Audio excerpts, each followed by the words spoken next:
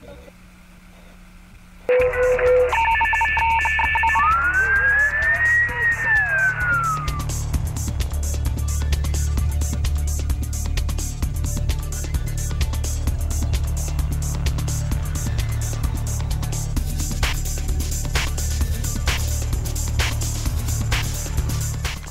and gentlemen, good evening and welcome to Citizen A, where we wrap the week's current affairs with the best political team on television from a very Auckland perspective. Warning, we're as fair and balanced as Fox News. Joining me tonight on my revolving panel of bloggers and Auckland opinion shapers, he is currently writing some of the most acidic, biting, take-no-prisoner blogs of his life. He is the last angry blogger, voted most sensible haircut on television, editor of the mighty Tū Meki blog, Mr. Timothy Selwyn. And when he isn't getting spanked by the judiciary over his breach of suppression orders, he is deceitfully editing sleazy interviews of Jim Anderton saying something he didn't say. Hold on to your remote control and resist throwing it at the television screen. Mothers, lock up your daughters. It's the Darth Vader of the right-wing blogosphere, Cameron Slater from gotcha.co.nz. Welcome to you both. Coming up tonight, issue 1. Cam's been found guilty of breaching suppression orders and fined nearly $8 grand. What does the ruling mean for the blogosphere? Issue 2. The SIS have spent more energy spying on Sue Bradford in the shower than they have on vetting people they hand over top-level security clearance to. Issue 3 tonight. David Garrett is to the ACT Party what Hana Hadawera is to the Māori Party. What do their actions this week bode for each party's future? And we'll end the show on a final word. But let's kick things off with issue 1. Cam, before we get into the suppression case, do you wish to apologise for the sleazy edit you made of Jim Anderton insinuating he had said that it would take an earthquake for him to lose the Christchurch mayoralty? Do you want to apologise for that? No, I will not apologise for that. Why? Well, it goes like this. News Talk ZB ran that he said that. The Herald ran that he said that. Based on you? Based on you? No, my video was, and you can look at the time frames, my video was made after that was all said. Now, Jim Anderton could have confirmed... Did you twit? Did you put it on Twitter? Was that what it was? After the Herald and after the New Zealand, after News Talk ZB did it. What I did is I made Jim Anderton, through satire, say... Through satire, what you did? Yes. What's your campaign slogan, Cam? What Keeping is it? the buggers honest. Oh, keeping the buggers honest. Who's going to keep you honest? That's not... I didn't tell a lie. Oh my God! Okay. Fabricated it. Tim, hold on. Looked it up. Hang on a second. Jim Anderton had a chance to say, no, that's not correct how I said that, but he made a joke of it. He thought, oh, chortle. Oh, it was a joke, was it? No, Jim Anderton said, oh, yes, it was a bit unfortunate that was said, wasn't it? He's the one who made it. It sounds about as credible as your defence. Okay, hold on, Tim. Cam's court ruling is Allah punishing him for a sleazy edit of Jim Anderton, isn't it? Well, there's a certain form of justice that's coming here that's not just legal, I suppose. Do you want to get into this whole thing about... No. We've rolled our eyes enough. Cam, why did you think you ever had a chance breaching suppression orders? I've watched the state rip my good friend Tim Selwyn apart for being a smart-ass in the face of authority. Despite all your smart-ass semantics, there was no way the courts were going to let you get away with such a blatant breach. Was it worth the $8 grand? Well, what I'm worried about is whether I have to declare that on my electoral return for campaign expenses. I'm not sure. I need to get some advice on that. But the point is the judiciary and the Solicitor General have said for a long time, at least 2 years back as far as I can say, that they want to get a blogger. That's right, and they went after you. And they went after you. I popped my head into the targets and they got me. And I'm not going to... Was it worth it? Well, we'll wait and see. You know, I might get elected. Why'd you make it so easy for them? It was easy meat, wasn't it? They ground you up, and all of the arguments just made you look really, really flaky. That's true. They ground me up. But the point is that we've had a discussion now about the merits or otherwise of secrecy in our court system. You know, you got beaten up, sent to jail for whatever it was you got sent to jail for. Many things. Many things. Yes, but you were still sedition. Where's that on the law books now? Oh, it's gone. That's true. Okay, look. So sometimes you have to take one in the chalk for the team. The kicker here, I know. Took one somewhere, mate. I don't think it was, the kicker here is that Cam did make some good points about the powerful and elite being able to use name suppression to hide their sentences. Yeah. But the court weren't going to let him get away with this because every blogger in the country would have started breaching suppression orders. I flew as close to the wind as we could on Tū Meki over Shipton and Sholem being found guilty of a pack rape with the same MO during the Louise Nicholas case. Exactly. But if Cam had been let off, this would have been open season, wouldn't it? Exactly. I mean, we have all flown pretty close to the wire on occasion. And that's when we feel that the public interest is genuinely at stake and that these people ought to be identified for very good reasons. But unfortunately, Cam just thinks he can pretty much name anyone. And the thing is, we are not there in court when these orders are made. We're not privy to all of the information. And part of that is what the issue is. Sometimes even the reason for suppressing it is suppressed in itself. Right, so the reason is incredibly problematic. It is, because how do you know that there's an order in place? Yeah, exactly. Right, and this was the point I was trying to make in the first part. What was the defence? It was the defence you tried to use.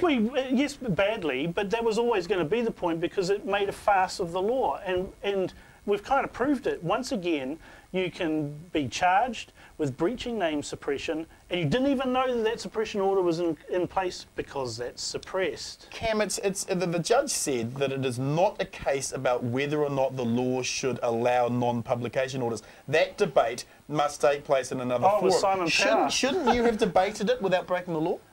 Well, there's been many discussions about this. The Law Commission would put a submission in, and their submission was, oh, it's terrible that people are breaching name suppression, increase the penalties. Well, we know what you think about increasing penalties on anything. Right?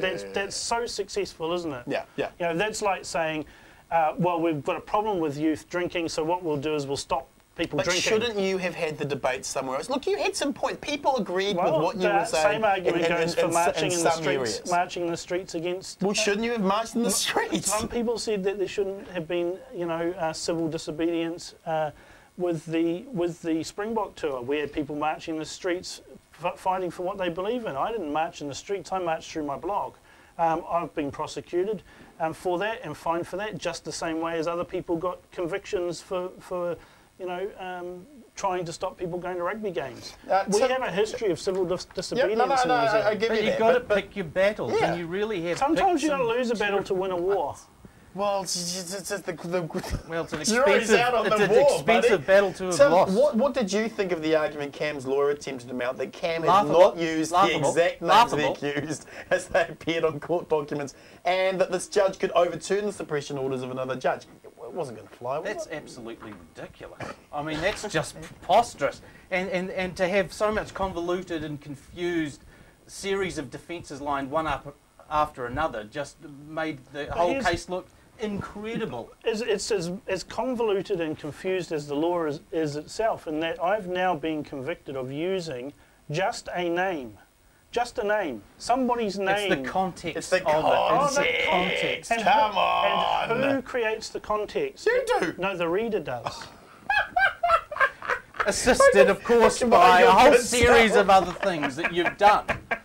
You know, it's what a reasonable person would draw an inference from. Okay. Here's a question to both of you. What does this ruling mean for the New Zealand blogosphere? What is it? Well, I've been through the whole 70 pages. Yep. Almost as many pages as the Trinity tax case. The largest tax case in this country. The largest tax fraud. 5 years in court in the Supreme Court, and they get 74 pages, and I get 70. Yeah.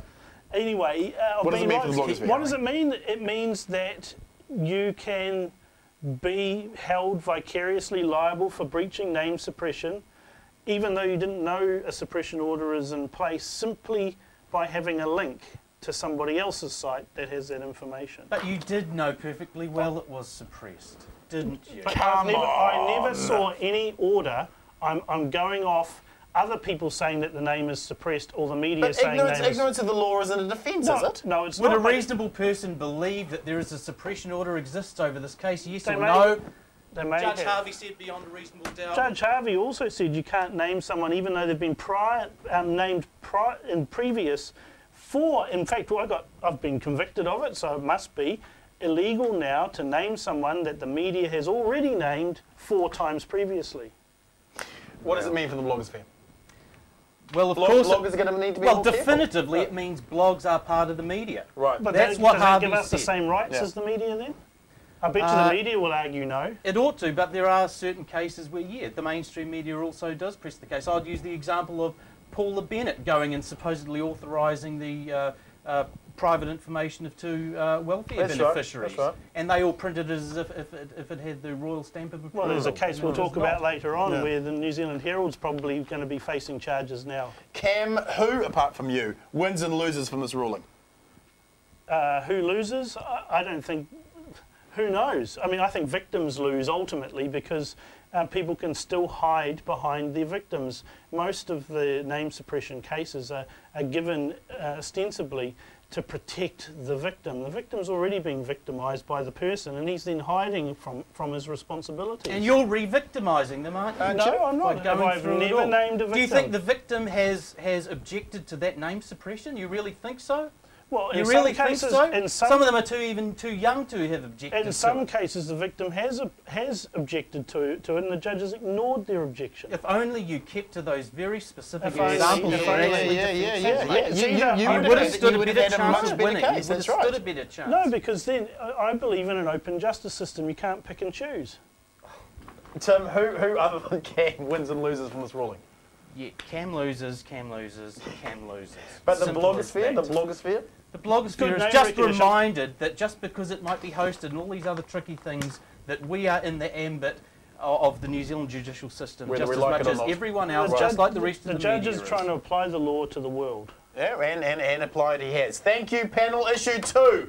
Why do the SIS have time to spy on the sex lives of the Green Party, but don't have time to vet CVs for people they hand top-level security clearance over to? Cam, your National Party mates at Momentum Consulting have some questions to answer, don't they? With revelations that on top of Wilkes, they appointed a woman with no accountancy skills who ended up embezzling $60,000. Should Aucklanders be concerned that Momentum Consulting is also appointing people to the Super City? Should they? Well, anything that involves Michelle Bogue should be a concern to anybody.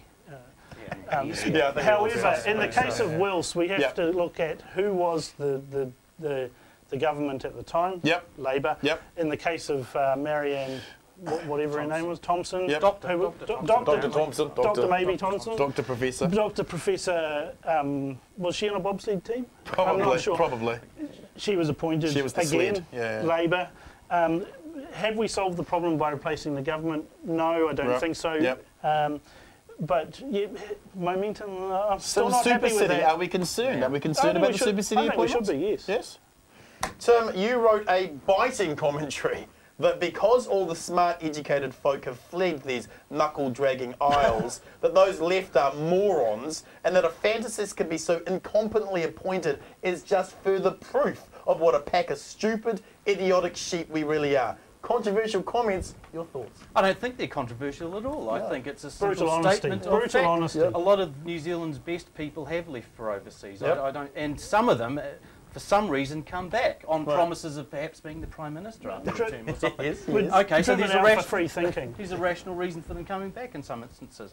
But a lot of them have left, and so who are we left with? We're left with people who are basically incompetent. Who do they appoint? Well, they appoint people who are Fantasists. incompetent. Fantasists. Who do the people who are incompetent appoint? Well, other people who are incompetent. And so the cluster And so- incompetency continues. And Is that what you're saying? and as far It's as a good this, argument for small government, isn't and it? as far as this Wills chap goes at the Defence Technology Agency or whatever, What are your thoughts? with 80 staff for some Yes, reason, yes. you know, where's our laser-guided missile systems and everything? Oh, we haven't got any.